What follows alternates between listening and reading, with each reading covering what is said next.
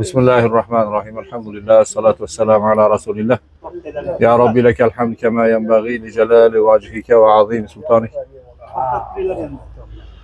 Hop, Alloh taologa hamd sanolar bo'lsin.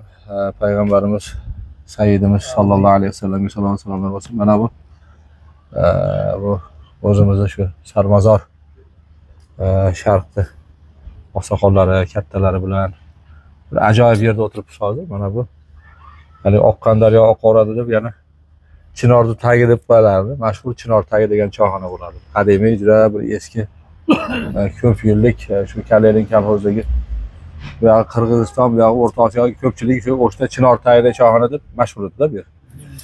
Biz yosh bolalik chog'imizda mana shu Chinor hali ham bor, mana shu Chinor, mana hozir uni ham ko'rsataman sizlarga. Mana shu o'sha sizlarga aytgan o'sha mashhur Chinor degan katta Chinor mashhur bo'ladi. Mana hozir sizlarga ekilgan joylarini, yillarini ya'ni ashada yozuvlari bor. Necha yil ekilganini yozib qo'yibdi. Qachon ekilgan, kim tomonidan ekilgani ham yozilgan bo'lsa kerak hattoki. Mana shu yozuvlari bor. Bu mana endi qadimiy Chinor bo'lib, bu yerda Chinorning tagi choyxonasi juda mashhur-da.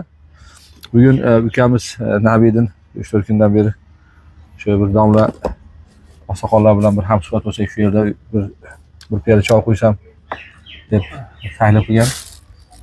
Mana oqsoqollarimiz, mana Muhammadjon aka, Tuzun aka, Sohibjon aka, o'zimiz ustozimiz, eski mana veteran jurnalist mana aytganda.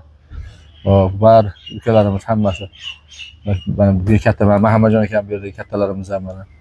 Rustamjon aka bor, mana Hoji aka bor bu yerda, mana Avaz aka, Kimsonboy aka, mana Soljon aka eski Novvoy odamlar. Bu voy so'zni boshida aytdik, oqqan daryo yana oqadi. Bu yerlar obod bo'lganda bir paytlar. Mana yana o'sha obodligiga qaytibdi. Ya'ni obodlik deganda odamni ko'p kelib ketishi bilan bo'lmaydi. Obod bo'lishlik deganda shu yerda pokizalik, dini diyonat, halol pokiza bo'lsa, yana obod bo'ladi. Alhamdulillah men shu holatda ko'rib hozir xursand bo'ldim. Ya'ni nuroniy odamlar, nuroniy oqsoqollar, ahli ilmlar, shu eskilarning maqsadlari ham shunaqa bo'lganda, endi shu yerlar obod bo'lsin deb qilishganda. Avvallari choyxona deyilsa, choyxona bir o'tiriladigan joy deyilsa, bir shunaqangi bir iymonga halal yetadigan, ziyon bo'ladigan ishlar bo'ladigan joy deb tushunilardi-da, shunaqa bir gunohlar bo'ladigan yerda. Xudoga shukr, endi buni bir amr ma'ruf bo'ladigan, bir suhbat bo'ladigan shunaqangi bir joyga aylanibdi, alhamdulillah. Endi payg'ambarimiz sollallohu alayhi vasallamdan bir hadislarning mazmunida keladiki, qaysi bir yerda deydi bir jamoat to'plansa va shu yerda Allohning zikri bo'lmasa, qiyomat kuni Alloh taolo bu jamoatdan intiqom oladi, qasos oladi. Ya'ni jamoat har yerga to'planadi. Jamoat degani to'planganlarda, hayvonlarning jamoati ham bor, qushlarning jamoati ham bor, odamlar jamoati ham bor. Odamlar ham bo'linadi, musulmonlarning jamoati bor, g'ayri musulmonlarning jamoati bor, mushriklarning jamoati bor. Bir Iso alayhissalom shogirdlari bilan ketyapsa, bir optoqda ko'p itlar yotib olib, bir-birini dumini yalab, boshini yalab, inoy yotishgan ekanda. Haligi havoriy shogirdlaridan bittasi, qarang, shu hayvonlarning inoligini qarang, odamlar ham shunchalik ino bo'la olmaydi desa, sen bularning o'rtasiga bir suyak tashab ko'r bilasan degan ekan. Bu o'rtasiga bir suyak tashab ko'r, buni bularning inoligini ko'rasan. Ya'ni yemoqni ustida darrov urishib yurib, mushlashib tolashadi endi hayvonlar. Inson bo'lib, musulmon inson oldiga bir taom kelsa, bir-biriga oling qo'ying, ilinib, yaxshi gapirib, suhbatlashib. Dunyo molni ustida birlashishlik, do'stlik, bu do'stlik emas-da u. Allohning rizoligini ustida birlashishlik, ashunda ko'zingizga dunyo ko'rinmaydi, odamning qadri ko'rinadi. Eski katta oqsoqollardan bittasini gapi esimdan chiqmaydi. Ahmadxon aka, haligi bo'lashganda Ahmadxon aka, agronom bo'lgan odam. Shu qulog'imda qolgan gapi, qo'lini chop qilib gapiradi. Bu bolalar odamdan qimmati yo'q deb qo'yadi. Mana shu gap hech ham esimdan chiqmaydi. Kim bo'lsa ham, u yaxshi odammi, tirik jonda, odamdan qimmati yo'q. Haqiqatda odamning qadrini kim qadr biladi? Kim qimmat qo'yadi odamning qadrini? O'zini qadr qilgan odam boshqani qadr qo'yadi. O'zini qadrini bilgan odam boshqani qimmat biladi. Chunki boshqalarga qilayotgan muomala sizni o'zingizga qilayotgan muomalangizda. Boshqalarga qilayotgan muomala sizni o'zingiz bahoyingiz. Birovga qaysi nazar bilan qarayapsiz? Demak, siz narxingiz. Bir nimada aytib berdim, suvga bir boy suvga tushib ketibdi. Suvga tushib ketib, suzish bilmas ekan, oqib ketyapti ekan. hech kim qutqara olmay hamma qarab tursa, bir pahlavon, polvon yigit ekan. Endi o'zi kambag'al ekan, o'sha baquvvat polvon yigit ekan, o'zini shart suvga tashlab haligini olib chiqib, og'zidan suvini chiqarib, qutqarib o'ziga keltirsa, hali boy o'rnidan turib bu yoqqa qarab qo'yar, rahmat ham demay ketyapti ekan teskari. Odamlar ammo mocheri qutqardi. Bu o'zi bu kambag'al bir narsa bu. Qo'lida bir narsasi yo'q, bir shunday himmat qilib bersa, bering bunga. Desa, ya mayli bo'pti deb cho'ntagidan 1 so'm chiqarib beribdi hali. Bergan ekan, odamlar hep boyonga o'ladi deb bu desa, hali kambag'al kulamiz. Qo'yaveringlar, hamma o'zining narxini o'zi biladi. Boshqalarga qilayotgan muomalat odamning o'zining narxi. Mana ukamiz Nabidin, mana sizlar bilan biz hammamiz mana kimimiz oqsoqolchilar, kimlar ahli ilm, kimlar oddiy bir o'ziga o'xshagan bir mehnatkash, boshqa bir nima deydi, mungimiz yo'q, shaqimiz yo'q. Hammamiz ham bir qadrdon xolos, salom alaykum, assalomu alaykum aka ukamiz shunaqa. Bir endi bir piyola choy ichinglar kelib, bir duo qilib beringlar deb chaqiribdi. Bu qadr qilganligi, sizlar bilan bizni qadri. Bu bizni qadrimiz, o'zini qadrida bu. O'zining narxini baland qo'yganligida bu. Shu demak musulmonlarda bir-birovga qilayotgan muomalati o'sha musulmonning o'zining narxi u, o'zining bahosi. Shuning uchun kimga qanaqa nazar bilan qarayapsiz, u sizning narxingiz, u sizning bahoyingiz. Alloh taolo hammamizni ham narximizni baland qilsin, himmatimizni baland qilsin. Qiyomat kunida musulmonlarda Alloh taolo ham masalan hisob kitob qilayotganda o'sha payg'ambarimiz alayhisalom bir hadislari bor. Yaxshi jannatga kiradigan yaxshi amalda o'rgating deganda taom berishlikni aytganlar. Taom berishlikni shunaqa bir alohida bir aytganlar. Taom berishlik, musulmonga taom berishlik ham juda bir himmati baland ish ekanda, savobi ko'p ish ekanda. Bu musulmonning qorni to'q bo'lishi ham mumkin masalan. Albatta muhtoj bo'lmasligi mumkin. Lekin shu taom bilan ikrom qilishlik bir alohida bir haligi privilegiya deb qo'yadi, shunaqa narsa ekanda bu ham. Alloh taolo bu kishini ehsonini qabul qilsin.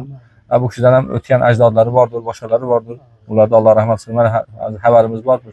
Safarga niyat qilib turibdilar. Alloh taolo bu muqaddas safar. Alloh taolo bu safarni ham o'sha payg'ambar alayhisalom aytgan mukofoti faqat jannat bo'lgan haj mabrurlardan qilib bergan bo'lsin. Salomat bola chaqani bag'riga kelishni nasib qilgan bo'lsin. Kattalarimiz umringlar uzoq bo'lsin. Mana shunaqangi to'rlarda o'tirib, shu qishloqda obro'si ko'rki bo'lib yuroringlar. Bir kun vaqt keladi. Biz ham ketamiz, sizlar ham ketasiz, hammamiz ketamiz bir kun. Endi mana shu yoshlardan avlodlari qoladi-da.